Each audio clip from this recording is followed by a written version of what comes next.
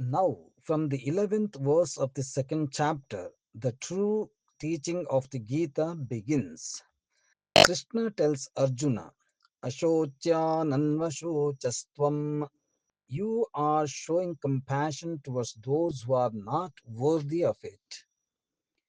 When we read the story of the Mahabharata, it becomes very clear that Dhritarashtra's sons were not deserving of any compassion. The behavior, words, deceit, and injustices of Duryodhana, Dushasana, Karna, Shakuni, and others, all these make us feel that they should long ago have been torn apart and buried. Even Arjuna himself had called them Atatayins, the unrighteous aggressors, and cruel. But when it comes to Bhishma and Drona, the matter needs more careful thought. There are certain points to be remembered, which I will briefly mention here.